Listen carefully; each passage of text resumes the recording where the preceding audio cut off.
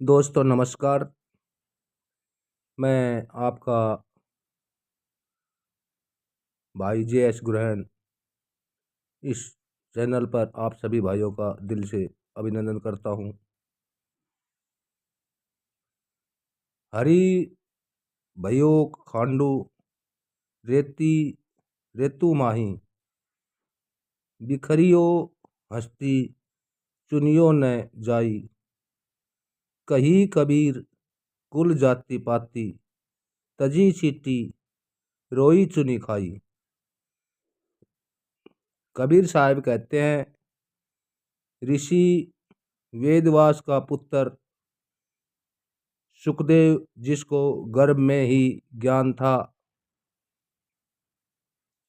राजा जनक को गुरु धारण करने के लिए उसके दरबार में 13 बार गया। सुखदेव के पिता ने उसे यह बताया था कि इस समय राजा जनक ही पूर्ण गुरु हैं, इसलिए गुरु धारण करने के लिए उसके पास जाओ। ऋषि सुखदेव घर से गुरु धारण करने को निकलता, पर वैसे ही वापस आ जाता। वह अपने जैसे किसी त्यागी को अपना गुरु धारण करना चाहता था। उसका संबंध उच्च कुल के ब्राह्मण और ऋषि परिवार से था, जबकि राजा जनक एक क्षत्रिय राजा था और ऐश्वर्य का जीवन बिता रहा था। वह वैभव, धन दौलत और राज्य शक्ति से घिरा हुआ था। जब नारद मुनि ने एक बूढ़े आदमी के भेष में आकर उसे यह भेद खोला कि जब 14 कलाओं में से 12 कलाएं वह पहले ही खो चुका है, तो उसने न चाहते हुए भी अपने पिता के आदेश को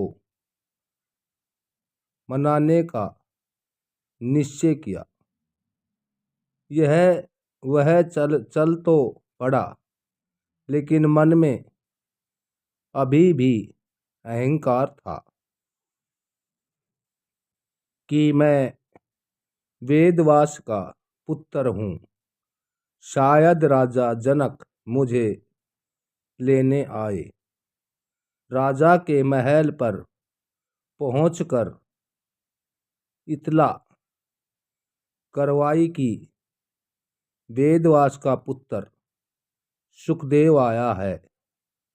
राजा के हुक्म से जहां इंतजार करने के लिए कहा गया, वो जगह अस्तबल के पास ही थी। सारा कूड़ा करकट, घोड़ों की लीद वगैरह वहीं फेंकते थे। खड़े खड़े 4 दिन बीत गए और वह लीद में दब गया। राजा जनक ने पूछा कि वेदव्यास का पुत्र आया था, वह वहाँ है। दरबार में ने अर्ज की, हुजूर, वह बाहर इंतजार कर रहा है। राजा ने हुक्म दिया कि उसे नहलाओ, धुलाओ और पेश करो। राजा जनक ने यह देखकर कि इसको त्याग का अहंकार है और मुझे भोगी समझता है, एक कौतुक दिखाया। जब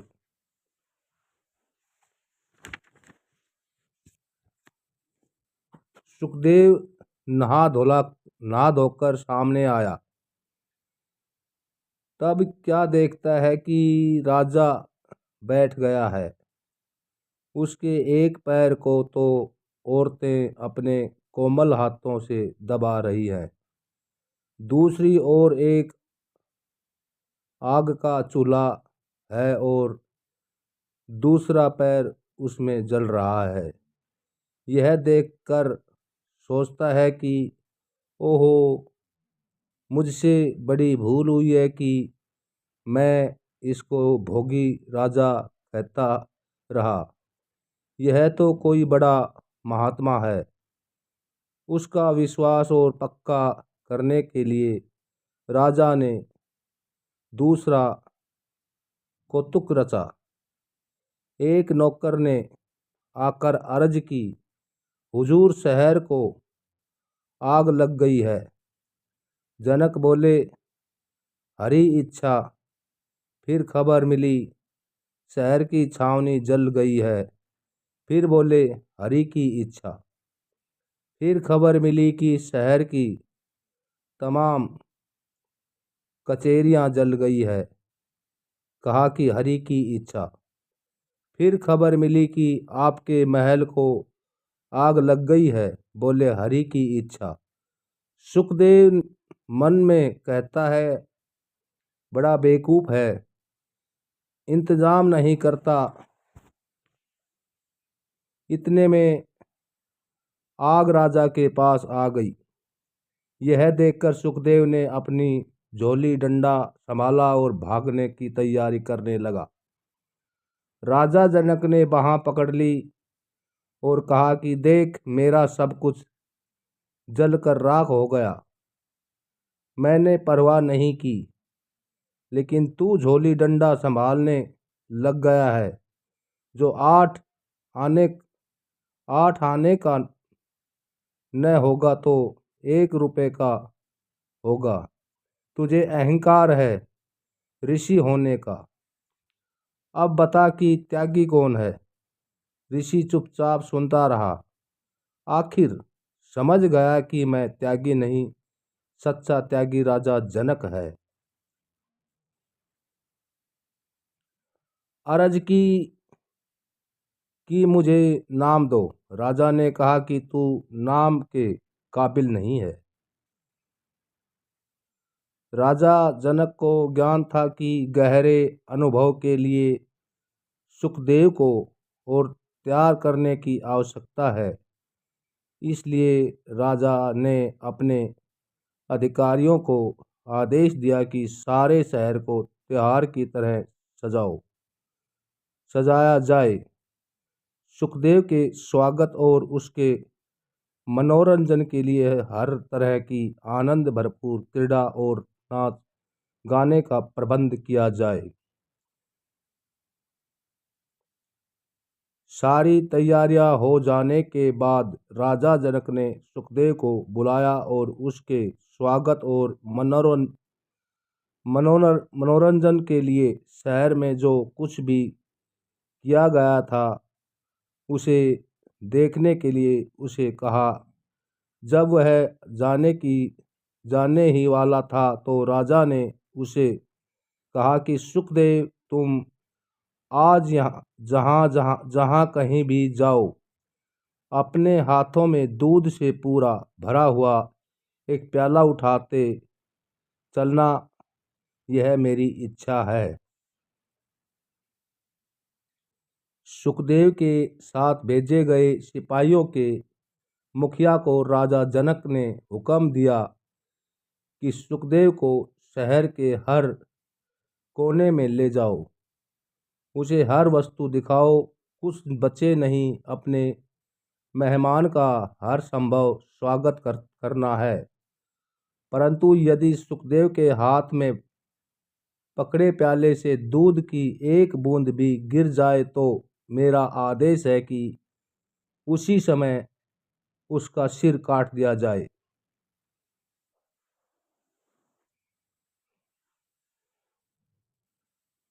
अति सुंदर पोशाक पहने हुए रक्षकों के साथ सुखदेव शहर के हर कोने में घुमा और देर रात को राजा जनक के दरबार में वापस पहुंचा।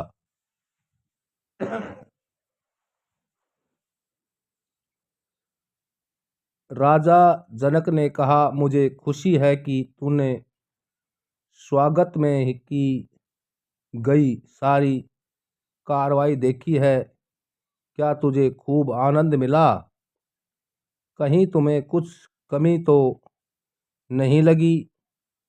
इस पर सुखदेव ने उत्तर दिया कि हे राजन, सच तो यह है कि मैंने कुछ भी नहीं देखा, क्योंकि हर पल मेरा ध्यान प्याले पर ही था कि कहीं ऐसा ना हो कि दूध की एक बूंद गिर जाए और साथ ही मेरी जान भी चली जाए। राजा जनक ने मुस्कुराते हुए कहा कि सुखदेव, इस सारे ऐश्वर्य और धन दौलत के बीच मैं भी ऐसे ही रहता हूँ। मैं भी कुछ नहीं देखता पाता, क्योंकि हर पल मेरा ध्यान प्रभु के केंद्रीय रहता है, ताकि मैं अपना जीवन व्यर्थ न गंवा दूं। राजा कहता गया, विचार करो, प्याला मौत है, इसमें भरा दूध तुम्हारा मन है, और त्योहार जैसी क्रीड़ा दुनिया का ऐश्वर्य है, और धन दौलत है।